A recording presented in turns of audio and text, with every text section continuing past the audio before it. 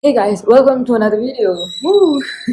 Today I'm going to talk about the time I got kicked out of the house. And this actually happened twice. The first time was for a very trivial thing. It was back in Singapore when I actually came back home at 2 a.m. because I attended a culturals and therefore it kind of got late. So I came back home at 2 a.m. It's not like I partied or something like that, alright? But my mom still, she locked me out of the house because I have a really like strict mother. You know, my mother is like, she's scary. Like once she stares at me like, I'm like, oh my god, I'm sorry. I didn't mean to do it. Yeah, basically. Yeah, and she locked me out of the house for like 3+ hours from 2 to 5 a.m. And I was like, okay. And once I entered the house, she she beat me up at 17 years old. I got beaten up by my mother for coming home at 2 a.m. What? Okay, and today we're going to talk about the second time when I actually got kicked out, when I got legit kicked out of the house. So this happened last year in October. I've been in India for 2 years right now. And the first year, I was actually living with my grandparents, my mother's side, right? And it was actually a joint family. So my uncle and auntie were also living with us, my mama and mommy together with my grandparents. And see, the first year already was such a struggle with them because number one, to match my culture with their culture, because my entire mother side of the family, they're very traditional. So to them, a lot of things I did, like placing the bucket on the way, was a thing, you're not supposed to place the buckets on the way. And then I had a really mean uncle. Just God, he was filled with negativity. He's probably the most negative person I would have ever met in my life. Let me give you an enactment of what my uncle actually does. Every time he sees me, then I would see what.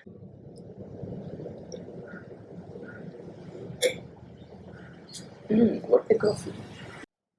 லூசு நாய் நல்லா காஃபியை மட்டும் நல்லா உறிஞ்சிக்கிட்டு இருக்க தெரியுமா? அவன் ஒரு வீட்டு வேலை பார்க்குறது இல்லை, பக்கெட்டை வெளியில் வைக்கிறது, அவன் ஒன்றுமே தெரியல. இவ்வளோ பெரிய மாடு மாதிரி வளர்ந்துக்கிட்டு ஒவ்வொன்றும் நாய் லூசு நாயா? எல்லாம் எதுக்கு தான் உயிரோட இருக்கு? சீரியஸ்லி உனக்கு என்ன ஒரு பேசிக் சென்ஸ் கூட இல்லை? இதெல்லாம் காஃபி நல்லா இருக்கா? நாங்கள் போட்டு கூட காஃபி என்ன நல்லா எங்கள் வீட்டுக்கு நல்லா திங்க மட்டும் நல்லா தெரியும், நல்லா திங்க மட்டும் தெரியும். See, that is what I'm talking about. That was literally my uncle, but like times 100. He used to do it all the time. So he had to always say something really bad about me every time he saw me. Every single day, from morning to night, every time when he sees me, he had to comment something. And because of that, I used to always be in my room in the house and I never really got out from my room. Talking back to him was hard because the entire house would support him and not me. Just because number one, I was a girl, so apparently I'm not allowed to talk back to him. And number two, because I was younger than him, so respect your elders, even if they're stupid. Respect your elders. What? Then one of the days, we actually went to the village side, and we were supposed to come back from the village side back to the city that we are in. I'm actually in Trichy right now, and we were all preparing to get back to Trichy. It was a long road trip, around two hours, I guess. I was there outside the house at the village, all packed. I was all ready. I was like ready like half an hour before all of them. And what I did was, I took my book and I sat on top of the car. And I was reading my book. And then my uncle from inside the house, from inside the damn house, they brought their pet dog also along to the village, right? So from inside the house at the village side, he literally tells his son, my cousin brother, Ram, please walk the dog, but வெளியில உள்ள கண்ட நாயோட பேசிட்டு இருக்காத. There was no one else outside the house except me. I was like, they just call me kanda nai. Hello. I didn't do a thing. And this is when I was really triggered. But then again, see, I was used to it, so I didn't really. Again, I didn't talk back the situation because I knew that every time I talked back to him, it will end up nowhere. There'll be just more fights now. I just kept quiet, right? And then he came over to the car, and then he was like, "Idiot, get off the car." And this time round, I didn't want to listen to him because to me it was like, who are you to say that? You already called me a nai, and how can you just ask me to get up from the car in such a mean manner? Like, no, like either you be polite or I'm not going to respond to you.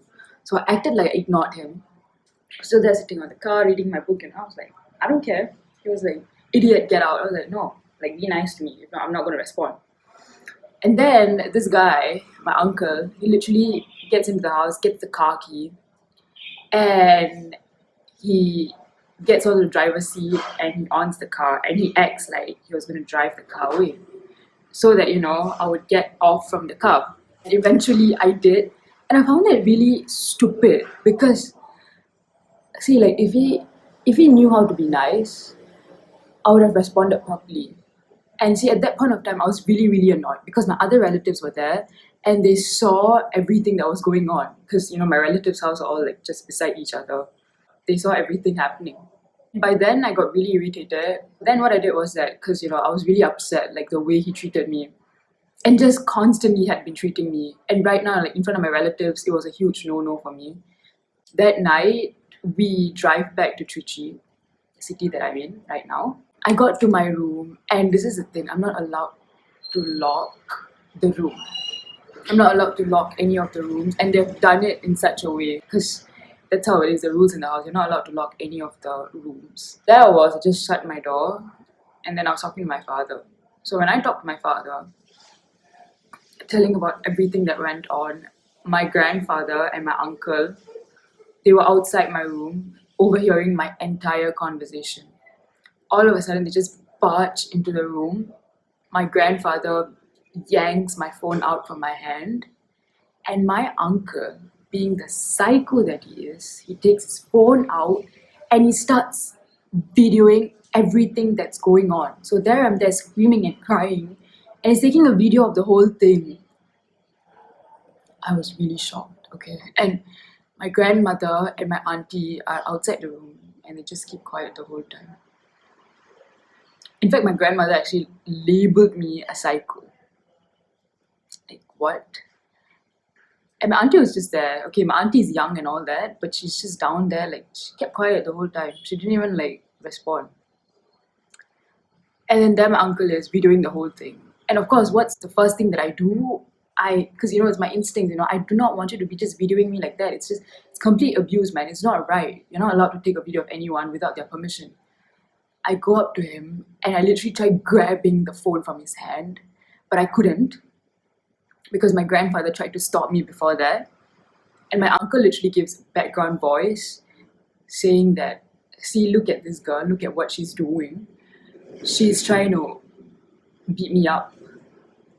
And I was like, are you serious? It was so hard for me to even like digest the whole thing that went on because I thought we were family, man, and I never thought family could do such things. It was really disgusting.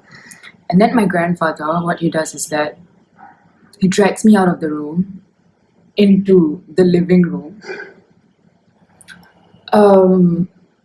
And he starts shouting at me, how dare you talk to your dad like that? How dare you talk about us to your father like that? But hey, it's my father. I'm allowed to tell him anything. We're all family. It's not like I told a third person or something.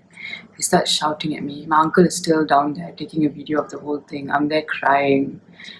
This was like 12 a.m. in the night. And I literally tell them, like, you know what, I want to leave. I don't want to be here in this house anymore. I want to leave. I don't like any of you. I want to leave right now. Just really, really like devastated that family can be like that with you. When you thought that family is supposed to be the one that's supposed to support you the most, but then they can even behave like that. It really got me very disgusted, and that really doesn't align with my values or any of that. I had my laptop with me. I quickly connected to the house Wi-Fi, and I literally emailed to my father what happened. He responded immediately saying like, okay, listen, just wait, we'll see what to do. We'll see what you can do about it.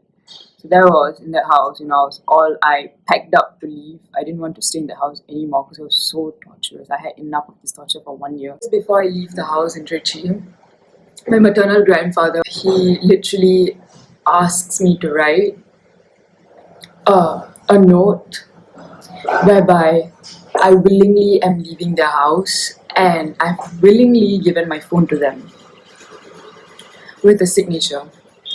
And I kid you not, like this, my maternal grandfather, he is highly educated. He's actually a professional accountant. He's an auditor. I carry all my luggages, all my 6 luggages from the house, and then I load it into the car. My uncle is still there taking a video. Up till I leave the house, he's taking a video. I take my luggage out of the car at my paternal's house, and then I see my grandmother, my paternal grandmother, and I start crying so much, and then she also starts crying.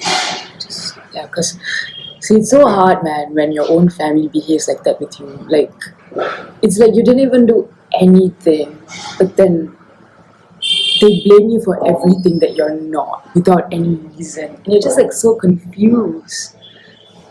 How can someone, the people that you thought were supposed to love you the most treat you like that? It's really disgusting. I was so broken that day. I literally went to a state where I was so sad that I couldn't even talk. I went around Trichy that day, the next day, with my paternal grandparents, searching for like comfortable hostels. And therefore I ended up here. I said okay to this hostel. Oh god, the lights just went off. I think there's like an electricity shutdown right now.